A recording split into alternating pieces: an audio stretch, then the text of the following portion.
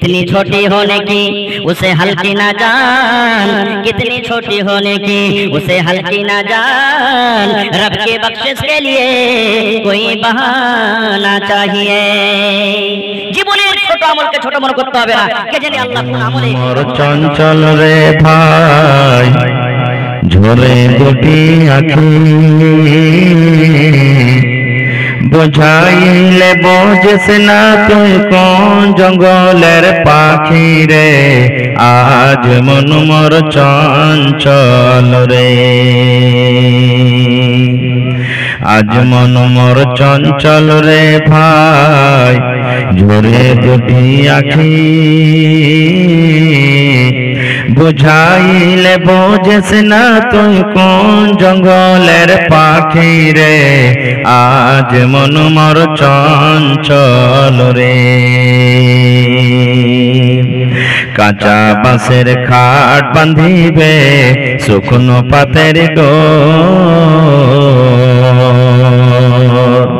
কাঁচা বাঁশের খাট বাঁধিবে শুকনো পাতের ডোর। এমন করে বাঁধবে রে মন চলবে না তোর জোর রে। আজ মন মোর চঞ্চল রে। বরের পাতায় গরম পানিতে মন তোকে গোসল করাবে,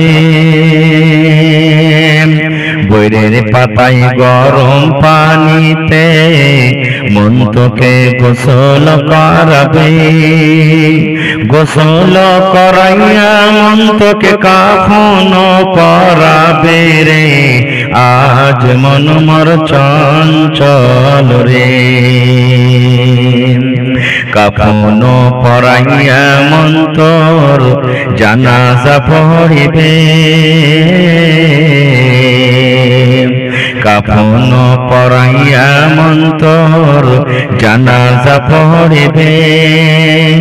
জানাজা পড়িয়া মন তোকে দফন করিবে রে। আজ মন মোর চঞ্চল রে। মা কান্দিবে বেটার বেটা, বোন কান্দিবে ভাই। মা কান্দিবে বেটার বেটা, বোন কান্দিবে ভাই। পরের পেটে সেও তো কাঁদবে আর তো কেহ নাই রে। আজ মন মোর চঞ্চল রে। ঘরের বেগম সেও তো কাঁদবে আর তো উপায় নাই রে। আজ মন মোর চঞ্চল রে। আজ মন মোর চঞ্চল রে ভাই ঝরে দুটি আঁখি, বুঝাইলে বোঝিস না তুই কোন জঙ্গলের পাখি রে। আজ মন মোর চঞ্চল রে। নারে তাকবীর। কুরসি মনে হয় ঘুটে গেছে, একটা তিরপাল লেসে সাইডে বিছিয়ে দেন। এখন গাড়ি ঘোড়াও আর আসবে না, আশা করছি বিছিয়ে দেন সুন্দর করে। আজকে জলসার যোগ্যতম শ্রদ্ধেয় সভাপতি সাহেব, সামনে বসে থাকা ইসলাম দরদি দিন দরদি ভাই বাবাজিরা, পর্দানশীল মায়েরা এবং খালারা, সমস্ত তারিফ ও গুণগান সে মহান আল্লাহ তাবারক ওয়া তাআলার জন্য, যে মহান আল্লাহ তাবারক ওয়া তাআলা আজকে আমাদেরকে নরম গরম বিছানাকে ত্যাগ করে, এত গরম যে ফ্যানের তলে থাকতে ইচ্ছা করে, এরকম আরামকে ত্যাগ করে এই দিনী কাজে, দিনী জালসাতে, দিনী বৈঠকে একত্রিত হয়ে বসে কিছু বলার ও শোনার তৌফিক দিয়েছেন। তাই আমরা সে আল্লাহর প্রশংসা করি, অন্তর থেকে মুহাব্বতের সাথে জোর করে সকলে পড়েন আলহামদুলিল্লাহ। তারপর আমাদের শেষ নবী হযরত মুহাম্মদুর রাসূলুল্লাহ পড়েন সাল্লাল্লাহু আলাইহি ওয়াসাল্লামের পর অগণন দারুদ শরীফ শান্তির দ্বারা বর্ষিত হোক, আমিন। আল্লাহুম্মা সাল্লি আলাইহি আল্লাহুম্মা বারিক আলাইহি। ভাই মুসলমান, আজকে আপনাদের সামনে আমি আল্লাহর কিতাব কোরআন মাজিদ থেকে দুখানা আয়াত তেলাওয়াত করেছি এবং আল্লাহর নবী মুহাম্মদ সাল্লাল্লাহু আলাইহি সাল্লামের একটি হাদিস পড়েছি। সেই আয়াত এবং হাদিসটাকে সামনে রেখে আমি আমার বক্তব্য ইতি করব। ওমা তাওফিকি ইল্লা বিল্লাহ। আল্লাহর কাছে দোয়া করি রব্বুল আলামিন আমি যা কিছু বলবো যেন সেই হাদিস এবং কোরআন থেকে বলতে পারি এবং তার প্রতি ছোট বড় সকলেই যেন আমরা আমল করতে পারি, তার জন্য আল্লাহ আমাদেরকে তৌফিক দেন। কোন আল্লাহুম্মা আমিন। আজকে আপনাদের সামনে আমি কোরআনের দুখানা আয়াত তেলাওয়াত করেছি। সামনে থেকে কেউ বলতে পারবেন এই আয়াত দুখানা কোন সূরার? ধ্যান দিয়ে শুনেন, মজলিসে বসতে গেলে ধ্যান দিয়ে শুনতে হয়। আজকে আমি খুতবার পর আপনাদের সামনে দুখানা আয়াত তেলাওয়াত করেছি। এই আয়াত দুখানা হলো সূরা জিলজাল। কোরআন মাজিদে একটা সূরা আছে সূরা জিলজাল, ওই জিলজালের শেষ দুখানা আমি আয়াত আপনাদের সামনে পড়েছি। আমরা মুসলমান আয়াত দুটো জানি, মুখাস্তি আছে, নামাজে পড়ি, এমনি টাইমে পড়ি, কিন্তু যারা আরবি জানি না, বুঝি না, বা কোরআনের তরজমা বুঝি না, তারা কিন্তু এই আয়াতটা মুখাস্তি আছে কিন্তু আল্লাহ তাবারাক ওয়া তাআলা আয়াতে কি বলতে চাইছেন এই জিনিসটা তারা জানে না। ভাই আয়াত দুটো ছোট কিন্তু তার মানা, তার মতলব খুবই বড়, খুবই বড়। আজকে আমি আপনাদের সামনে যে বিষয় নিয়ে আলোচনা করব সেটা একবারে ছোট থেকে ছোট আমল সম্পর্কে কিছু কথা বলবো, একটু আমল সম্পর্কে কোনো কথা বলবো। এই যে দেখেন আজকে একটু কোনো কথা হয়ে গেল তো কতটুকু ফাসাদ বেড়ে গেল, কথা বেড়ে গেল। তো এই একটু আমার বিষয় হলো আজকে একটু, এক ফোঁটা, অল্প, এই নিয়ে কিছু আলোচনা করবো আপনাদের সামনে ইনশাআল্লাহ। ভাই মুসলমান, তার আগে একটা কথা আর বলে দিই, বর্তমান যুগে আমরা মুসলমান, আমাদের যখন মওত হয়ে যাবে, আমরা যখন মরে যাব, আমাদের মরার পর আপনার আমার যে মাল আছে এই মালটা ডাইরেক্ট ছেলে মেয়েরা কিন্তু ভাগ পাবে না। এই জিনিসটা শুনেন, একটু ভালো দামি কথা বলছি, ডাইরেক্ট কিন্তু পাবে না। বলবেন কেন? ধরেন আমি মরে গেলাম, আপনি মরে গেলেন, এবার মরার সাথে সাথে ফারাইজের কিতাব, যেটা কিতাবুল ফারাইজ একটা কিতাবের নাম আছে, ওতে লেখা আছে যে মানুষের মৃত্যুর পর দেখতে হবে যে এর কাছে কতটুকু মাল আছে, সম্পত্তি আছে। এবার যারা এখানে সাইডে গল্প করছেন ভাই একটু আপনারা শান্তিতে গল্প করেন, কথাটা একটু আস্তে করেন, এখানে আমার ডিস্টার্ব হয়ে যাবে। জি তো ভাই আমার, যখন মানুষের মৃত্যু হয়ে যায়, মৃত্যু হওয়ার সাথে সাথে আল্লাহ রাসূল সাল্লাল্লাহু আলাইহি ওয়াসাল্লাম বলেছেন বা কিতাবুল ফারাইজে বলা হয়েছে দেখো তার কাছে মাল আছে কিনা, কতটুকু মাল, এতটুকু মাল দেখো যে তার কাফন দাফনের ব্যবস্থা হবে কিনা, কাফনের কাপড় কিনা হবে কি হবে না। এবার তার মাল থেকে, সম্পত্তি থেকে প্রথম যে মরলো আর কাফনের কাপড় কিনতে হবে, দফনের ব্যবস্থা করতে হবে। এবার কাফন হয়ে গেল, দফন হয়ে গেল, এবার 2 নম্বরে দেখতে হবে যে এই লোকটার কাছে আর মাল আছে কিনা। যদি মাল থাকে দেখতে হবে এই তো কোনো মানুষের কাছে করজ লেয়নি, কোনো মানুষের কাছ থেকে তো করজ লেয়নি, ব্যাংকে তো টাকা লেয়নি, কোনো মানুষের কাছ থেকে তো ধার করেনি। এই যে করজ, একে করজ বলা হয়, এই করজ তার মাথাতে আছে কিনা। যদি করজ থাকে তাহলে ওর মাল থেকে 2 নম্বরে করজ আলাকে দেওয়া হবে, করজ আলাকে তার মালটাকে দেওয়া হবে। দুটো হয়ে গেল। এবার তারপর দেখা গেল যে না তার কাছে মাল আছে, কাফন দাফন হয়ে গেল, করজ আলাকে দেওয়া হয়ে গেল। এবার 3 নম্বরে দেখা গেল এখনো তার কাছে মাল আছে, তাহলে 3 নম্বরে ওয়াসিয়াত পুরা করতে হবে। ওয়াসিয়াত, ওয়াসিয়াত কাকে বলে? আপনি মারা গেছেন, মরার টাইমে আপনার বেটা বেটিকে বলছেন আব্দুল্লাহ রে, আব্দুর রহমান, হালেমা জায়েদা বেটি শোন, আমি ওই লোকটাকে 5000 টাকা দেওয়ার ওয়াদা করেছি, কিংবা 1 কাঠা জমি দেওয়ার ওয়াদা করেছি, কিংবা আমি ওই মসজিদে মাদ্রাসাতে 10000 টাকা দেওয়ার ওয়াদা করেছি, আমি দিতে পারলাম না, তোরাকে ওয়াসিয়াত করছি, তোরা কিন্তু দিয়ে দিস। একে ওয়াসিয়াত বলা হয়, একে ওয়াসিয়াত বলা হয়। আর এটা কিন্তু পুরা করতে হবে ওয়ারিস যারা আছে। তো আল্লাহ রাসূল বলেছেন 3 নম্বরে তুমি ওয়াসিয়াতটাকে পুরা করো। তারপরে 4 নম্বরে ওয়াসিয়াত দেওয়ার পর যদি মাল বাঁচে তখন বেটা বেটি ভাগ পাবে। এতখানি পরে কিন্তু আল্লাহুস সামাদ। এখন তো যেমনি মা বাপের জান গেল না, তেমনি দেখছে চাবিটা কার কাছে ছিল রে, ছোট বউটার কাছে নাকি, জলদি চাবি লে, সিথানের তলে চাবি থাকছে, জলদি চাবি লে, আর লিয়ে দেখ মায়ের বাক্সতে কি আছে, কোনটা কোন এত টাকা বানিয়ে দিয়েছে, আগতি ভাগ যোগ শুরু হয়ে যায়। কিন্তু না, এটা নিয়ম নয়। আপনাকে স্টেজ বাই স্টেজ আসতে হবে। তো ভাইরে এই ঘটনাটা বলার উদ্দেশ্য হলো আমার এই যে আপনারা এক বছর আগে ওয়াদা করে রেখেছেন আল্লাহর ঘরের জন্য দিব, তা আপনার জাতি মাল থেকে প্রথমে আপনাকে খরচটা শোধ করতে হবে। তারপরে আল্লাহ তাবারাক ওয়া তাআলা করে বলছেন ফামান ইয়ামাল মিসকালা যাররাতিন খায়রান ইয়ারা ওয়া মান ইয়ামাল মিসকালা যাররাতিন শাররান ইয়ারা। আল্লাহ তাবারাক ওয়া তাআলা বলেন, এ দুনিয়ার মানুষ, এরে দুনিয়ার মুমিন মুমিনা, তোমরা শুনে নাও, তোমরা যদি যারা পরিমাণ যদি নেকির কাম করো কিয়ামতের দিন সেটাও দেখতে পাবে, আর যারা পরিমাণ যদি তোমরা গুনার কাম করো সেটাও কিয়ামতের দিন তোমরা দেখতে পাবে। যারা আরবি কথা এটা আল্লাহ বলছেন, আয়াত আশা করছি সবার মুখস্থ আছে।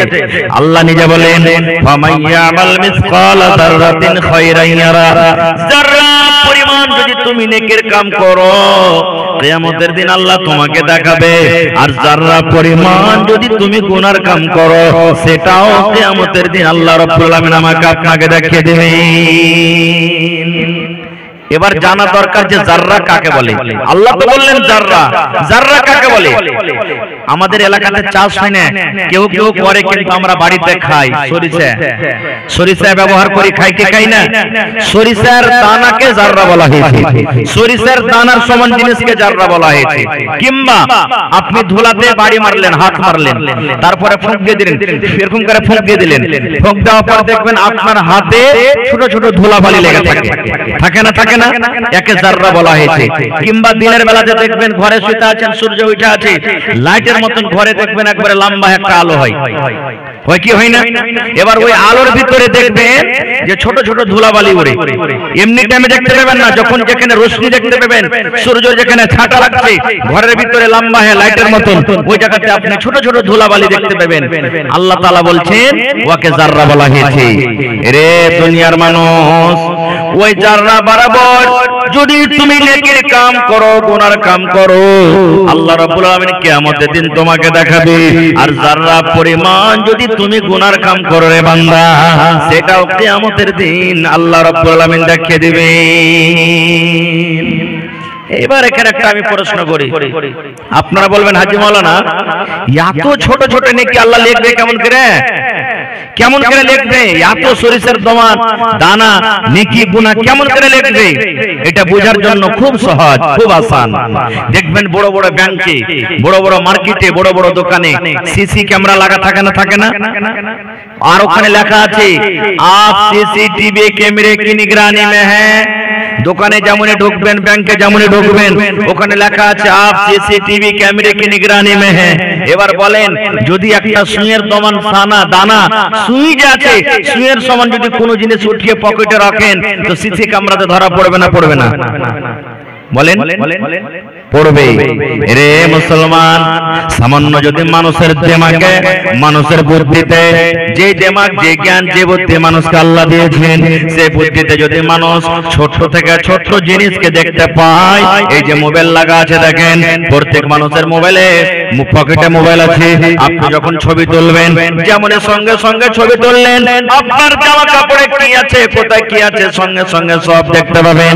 মানুষের জ্ঞানে, মানুষের বুদ্ধিতে যদি মানুষ সবকিছু দেখতে পায়, তবে আল্লাহ রাব্বুল আলামিন যে মানুষকে জ্ঞান বুদ্ধি দিয়েছেন এগুলা দেখার, সেই আল্লাহ তাবারাক ওয়া তাআলা কিয়ামতের দিন ছোট আমল দেখাতে পারবেন না? পারবেন না? পারবেন না? মানুষ কতখানি ইলম পেয়েছি আমরা, ওরে সুবহানাল্লাহ। আজকে আপনারা কিছুদিন আগে দেখলেন আমাদের ভারতবর্ষের যারা বৈজ্ঞানিক, সুন্দর করে রোবট তৈরি করা হলো, সুন্দর করে চাঁদের উপরে ক্যামেরাকে পটিয়ে দেওয়া হলো।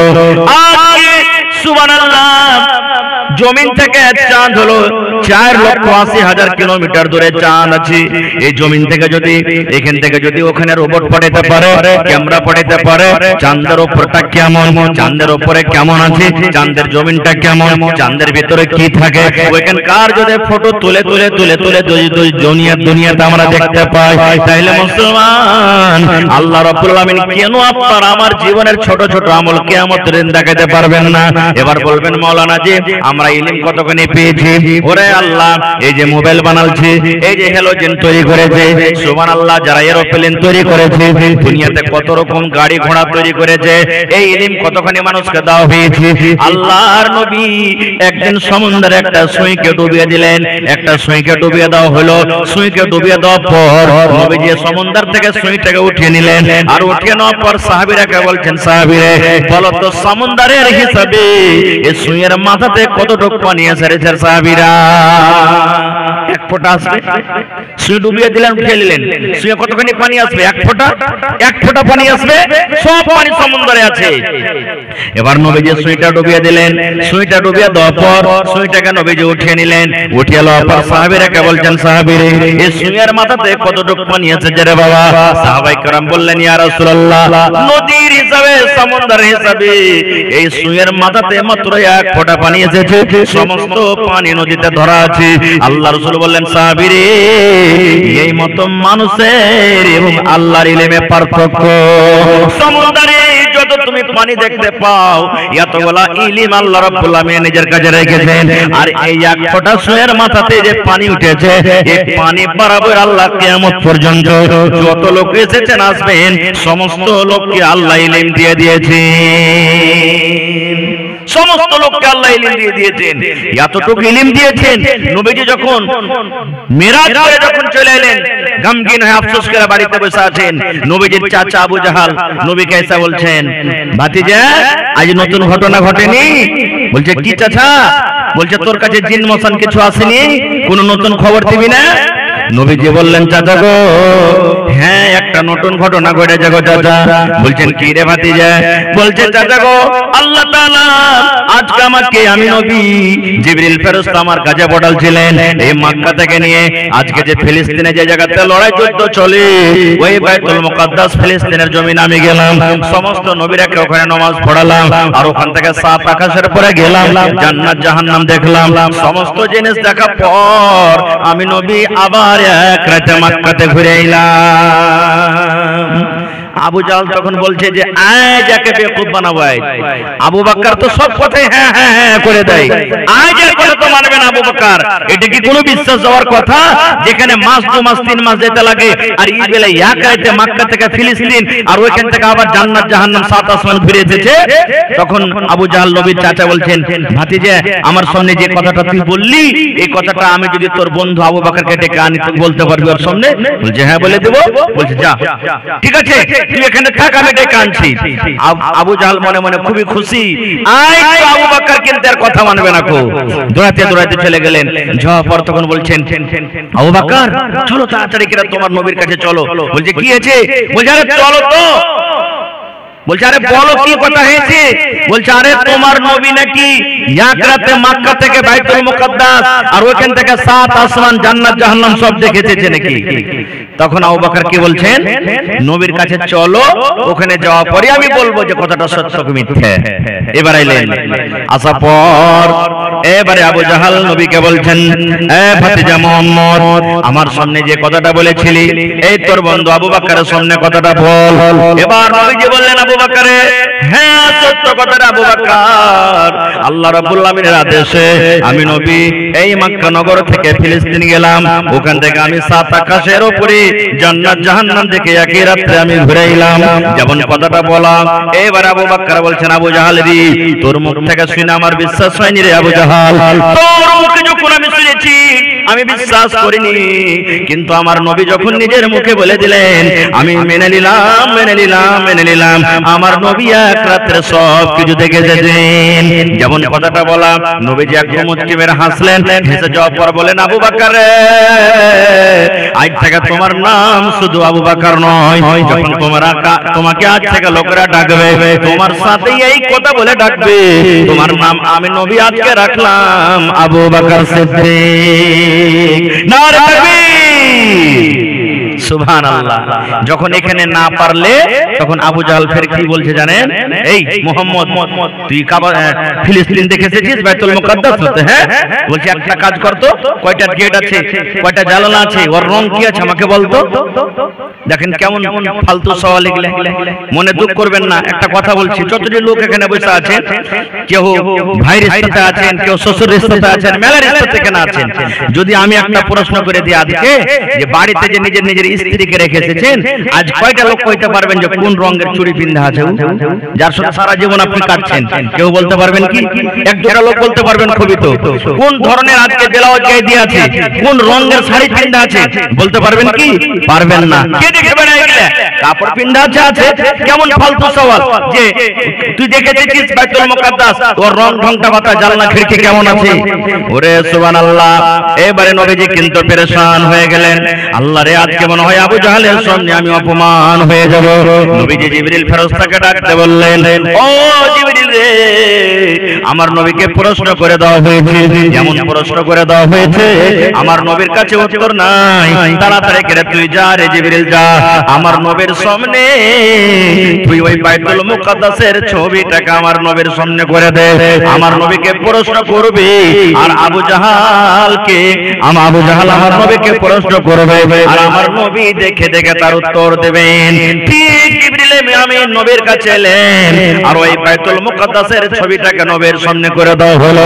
আবু জাহাল প্রশ্ন করে, নবী আমার দেখে দেখে দেখে দেখে সমস্ত উত্তর দেন। কেন বললাম ঘটনাটা? আগেকার মানুষ এই কথাটা মানত না। হ্যাঁ, এটা কি কোনো কথা নাকি যে ফটো মসজিদের করে দেওয়া হবে তার সামনে আর নবীজি দেখে দেখে বলবে? কত দূর কেনে যাবেন? আল্লাহ কত মানুষকে জ্ঞান বুদ্ধি দিয়েছেন দেখেন। আপনার বেটা পাটনাতে থাকে, আপনার বেটা দিল্লিতে আছে, আপনার ছেলে কলকাতাতে আছে, আপনার বেটি শ্বশুর বাড়িতে আছে। সুবহানাল্লাহ।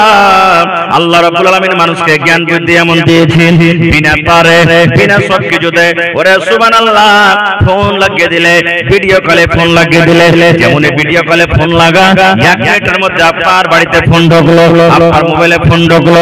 আপনাকে 5 ঘন্টা 7 ঘন্টা লাগবে পাটনা যেতে, কিন্তু 1 মিনিটে আপনার কাছে ফোন ঢুকে গেল। আপনার বেটির চেহারা কেমন, আপনার মায়ের চেহারা কেমন, আপনার বিবির চেহারাটা কেমন, কি হালাতে আপনার ছেলেটা আছে, কি খানা খেয়েছে, কোন ড্রেস পরে আছে, সব কিছু দুনিয়াতে আল্লাহ রাব্বুল আলামিন মানুষকে জ্ঞান বুদ্ধি দিয়ে দিয়েছেন। মানুষ দেখে দেখে সব জানতে পারে, দেখতে পায়।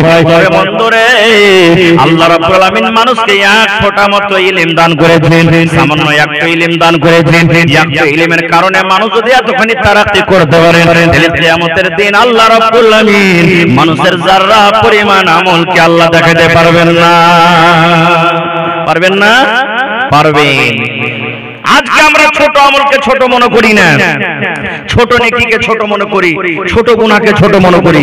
জীবনের ছোট আমলকে ছোট মনে করতে হবে না, নেকি হোক কিংবা গুনাহ হোক, ওকে বড়ই মনে করতে হবে সব সময়তে। জীবনে নামাজ পড়েন না, রোজা রাখেন না, হজ করেন না, নেকির গুণে এমন একটা কাজ করিলেন, 1 টাকা ফকিরকে দান করে দিলেন, জীবনে এই কথাটা আপনি ঢিলে আনবেন না, এই 1 টাকা তার কি হবে রে? না, নামাজ রোজা সব কিছু করছেন, জীবনে এমন একটা ঘটনা আপনার ঘটে গেল, এমন একটা গুনাহ করে নিলেন, ওই গুনাহটাকে আপনাকে ছোট মনে করতে হবে না। কি জানি আল্লাহ কখন আপনার উপরে কোন গুনাহতে নারাজ হয়ে যাবে। যেমন এক দুটা উদাহরণ, আল্লাহর নবীর জামানাতে একটা মহিলা নামাজ পড়ে, একটা মহিলা রোজা রাখে, তেলাওয়াত করে, জিকির আজকার করে, সব কিছু করে, সুবহানাল্লাহ। কিন্তু একটা বিলাইয়ের উপরে তার রাগ হয়ে গেল। বিলাইটা হয়তো তরকারি খেয়েছিল কিংবা দুধ খেয়েছিল, বিলাইয়ের উপরে রাগ হয়ে গেল। আল্লাহর নবী বলেছেন, রাগ করে ওই মহিলাটা একটা বিলাইকে জিঞ্জির দিয়ে দড়ি দিয়ে খুঁটের সোজা বেঁধে দিয়েছে, আর ওকে পানি দিল না, খানা দিল না। বিলাই রে, তুই সুখে সুখে তোকে মারবো রে বিলাই, তুই মরে যা, তুই ধরপড় করে মরে যা, তোকে ছেড়ে দেবো না, দানা দিব না, পানি দিব না। যেমন বর্তমান যুগে মাছ যদি খেয়ে লাই, ডিম যদি খেয়ে লাই, ভাত খেয়ে লাই, তরকারি খেয়ে লাই, মা খালারা রেগে যায়, হাতে যা থাকলে চালিয়ে দেয়, লাঠি কোট বেড়া হাইসা যা থাকে চালিয়ে দেয়। ঠিক নবী বলেছেন, ওই মহিলাটা নামাজ রোজা সব কিছু করে, কিন্তু একটা বাড়িতে বিলাই, ওই বিলাইটা কোনো আকাম করেছিল, বিলাইটা কোনো দোষ করেছিল, ওই বিলাইটাকে একটা জিঞ্জির দিয়ে, একটা দড়ি দিয়ে তাকে সুন্দর করে খুঁটিতে বেঁধে রেখেছে, তাকে খানা দিব না, পানি দিব না, শুকিয়ে শুকিয়ে শুকিয়ে চড়বে চড়বে বিলাই মরে গেল। ওরে সুবহানাল্লাহ। আল্লাহ আল্লাহ রাসূল বলেছেন উম্মত রে একটা বিলাইকে মেরে দেওয়ার কারণে আল্লাহ রাব্বুল আলামিন তাকে জাহান্নামে ঘোষণা করে দিলেন। জাহান্নামে চলে গেল নামাজ রোজা করা সত্ত্বেও সামান্য ছোট্ট গুনাহ মনে করেছে একটা বিলাই মারলে ফের কি হয়ে যাবে, বিলাই মারার কারণে ওকে জাহান্নামে ঘোষণা করে দিলেন, জাহান্নামের ভিতরে চলে গেল।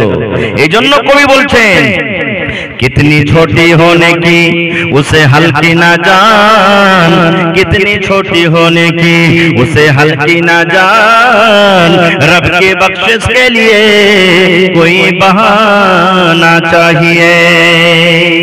জীবনের ছোট আমলকে ছোট মনে করতে হবে না, কে জানে আল্লাহ কোন আমলে কখন কাকে বকশিশ দিবে। আর একটা হাদিস শুনে আল্লাহ রাসূল বলেছেন ইমরাতুন ফাহিশা, একটা বেশ্যা নারী জিনা ব্যভিচার করত, জিনা ব্যভিচার করত যাকে আমাদের ভাষাতে রান্ডি বলি, রান্ডিগিরি করত। আজকে যেমন গরমের টাইম, গরমের সময় আজকে আমাদের কলেজা শুকিয়ে যায়, আহারের টুটিটা শুকিয়ে যায়। কবি বলেছেন একজন মহিলা জিনা ব্যভিচার করে বেড়ায়, এবার মহিলাটা রাস্তা দিয়ে হেঁটে চলে যায়, রাস্তা দিয়ে হাঁটছে, হাঁটতে হাঁটতে হাঁটতে হাঁটতে সুবহানাল্লাহ রাস্তাতে একটা ইন্দ্রা দেখতে পেয়েছে, একটা কুয়া দেখতে পেয়েছে। ওই কুয়ার চারিদিকে কুয়ার পাঞ্জরে পাঞ্জরে একটা কুকুর কিন্তু হেঁটে বেড়ায়।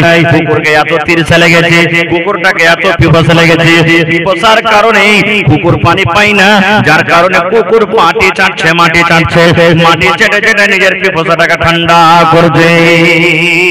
একটা কুকুর, কুকুর একটা জানোয়ার, এত তাকে পিপাসা লেগেছে, ইন্দ্রার পাঞ্জরে পাঞ্জরে ঘুরছে, মাটি চাটছে, জিহ্বা বের করে দিয়েছে, বড় বড় শ্বাস উঠে গেছে।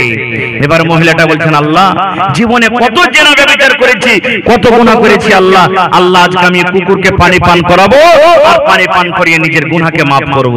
আল্লাহ রাসূল বলেছেন কি করলো, দেখছে তো ইন্দ্রাতে পানি তুলতে গেলে ডোলও নাই, রশিও নাই। আপনাকে মসজিদে বলছেন ইন্দ্রাটা এখন আছে কি বন্ধ করে দিয়েছেন? বন্ধ হয়ে গেছে। সুবহানাল্লাহ। জানছেন ইন্দ্রা থেকে পানি তুলতে গেলে রশি ডোলের দরকার আছে, দেখছে তো রশিও নাই, ডোল নেই, হাদিসের কথা। কি দিয়ে পানি তুলবে? আপনারা জানেন এই জিনিসটা যে ছোট কালে ছোট বয়সে বা এখনো বাড়িতে মুড়ি ভুজা খেয়েছেন, টোনা বানাচ্ছেন না বানাননি? টোনা বোঝেন তো আপনারা? টোনা বানিয়ে ভুজা খেয়েছেন, মুড়ি খেয়েছেন। আল্লাহ রাসূল সাল্লাল্লাহু আলাইহি ওয়াসাল্লাম বলেছেন সে মহিলা দেখছেন ইন্দ্রা থেকে পানি তুলতে গেলে আমি কুকুরকে যা পানি পান করাবো, এখানে টোলো নাই, রশিও নেই, আল্লাহ কি দিয়ে পানি তুলবো? দয়ার নবী বলেছেন তার গায়ে একটা দোপাট্টা ছিল, ওড়নি ছিল, ওড়নিকে ডোল করা হলো, ওড়নিকে রশি করা হলো, টোনার মতন করে সুন্দর করে তাকে ডোল বানিয়ে দেওয়া হলো। এবার রাসূল বলেছেন কোন রকম করে আস্তে আস্তে আস্তে করে ডুবিয়ে ডুবিয়ে ডুবিয়ে ডুবিয়ে ডুবিয়ে কিছু পানি তোলা হলো। এবার যখন টোনা বোঝে পানি এলো, আল্লাহ রাসূল বলেছেন মহিলা ওই জানিয়া ব্যভিচার করে বেড়ায়, জিনা করে বেড়ায় সে মহিলা কুকুরের সামনে একটা এরকম ভাবে লাফ দিয়ে গুল্লারি দিয়ে একটা গর্ত করে দেওয়া হলো, আর কুকুরের সামনে পানি খান ঢেলে দেওয়া হলো। এবার কুকুরটা নিজের জিহ্বা দিয়ে চেটে চেটে চেটে চেটে চেটে চেটে পানি পান করলো। এবার যখন কুকুরের পিপাসা বুঝা গেল, কুকুরের মনটা যখন ঠান্ডা হয়ে গেল, আল্লাহ রাব্বুল আলামিন এলান করলেন ও নবী গো আমি আল্লাহ রাব্বুল আলামিন তার আমলের পরে খুশি হয়ে গেলাম, রাজি হয়ে গেলাম গো নবীজি। একটা সামান্য কুকুরকে পানি পান করার কারণে আমি আল্লাহ রাব্বুল আলামিন তার জীবনের জিনা ব্যভিচারের গুনাহকে আমি আল্লাহ maaf করে দিলাম। সুবহানাল্লাহ। এবার এখানে একটা পয়েন্টের কথা বলি, কুকুর পাক জানোয়ার না নাপাক? নাপাক। আর বিলাই, বিলাই যদি সালনে মুখ দিয়ে দেয় ওর ঝুটটা খাওয়া যায়, যাচ্ছে আপনি খাইতে পারেন। আপনার বাড়িতে একদিকে বিলাই খাইছে এখন থালিতে, এক থালিতে আপনিও খাইছেন, খাইতে পারেন, কোনো গুনাহ নাই, কোনো হরজ নাই। কিন্তু নবী বলেছেন উম্মত রে কুকুর একটা এত বড় নাপাক জানোয়ার, যদি তোমার তরকারিতে মুখ দিয়ে দেয় তুমি ওই তরকারিকে ফেলে দাও, তোমার যদি রুটিতে মুখ দিয়ে দেয় রুটি তুমি ফেলে দাও, তোমার ভাতে মুখ দিয়ে দেয় ভাত ফেলে দাও, যদি তোমার টোলে বদনাতে গামলাতে হাঁড়িতে কুকুর মুখ দিয়ে দেয় ইয়া তো নাপাক জানোয়ার, ওই বার্তানটাকে নবী বলেছেন তোমাকে ছাই দিয়ে মানতে হবে, মাটি দিয়ে মানতে হবে, আর 6 বার এমনি এমনি দিতে হবে, মানে টোটালে তোমাকে 7 বার দিতে হবে। ইয়া তো বড় নাপাক জানোয়ার, ইয়া তো বড় নাপাক জানোয়ার। সুবহানাল্লাহ। এরকম নাপাক জানোয়ারকে যদি পানি পান করায় আল্লাহ জীবনের গুনাহ maaf করতে পারেন, তবে আল্লাহর ঘর নির্মাণ করতে বসেছেন, আল্লাহর ঘর বানাইতে বসেছেন, আল্লাহর ঘর বানাইতে গেলে আল্লাহ তাআলাকে গুনাহ maaf করবেন না, করবেন না, করবেন না। জোরে বলেন করবেন না করবেন না? সুবহানাল্লাহ। তাহলে জীবনের ছোট আমল মাত্র একটা পুকুরে পানি পান করা। আপনার বাড়িতে গরু আছে, নিয়ত করেন আল্লাহ আমি পানি পানি দিলাম, আল্লাহ তুমি নেকি দিও, নেকি পাবেন আপনি। বাড়িতে মুরগি মুরগা আছে, দুটো ভাত গালা ছিটিয়ে দিলেন, আপনার ইরাদা আছে ভাত খাইলাম আল্লাহ তুমি নেকি দিও, নেকি পেলেন আপনি। আপনার বাড়িতে 5টা 6টা ছেলে মেয়ে আছে, আপনি মাদ্রাসা করে রাখান, স্কুল করে রাখান, আপনি মজদুর করে রাখান, দোকান চালিয়ে খান, ইরাদা আপনি যদি রাখেন আল্লাহ আমি কত কষ্ট করে আর কে লেগা রুজির ব্যবস্থা করছি, কাপড়ের ব্যবস্থা করছি, আল্লাহ তুমি নেকি দিও, ওয়াতিও আপনি নেকি পাবেন, ওয়াতিও নেকি পাবেন আপনি। এজন্য নিজের জীবনের ছোট আমলকে ছোট মনে করতে হবে না ভাই। আর একটু আগে চলেন।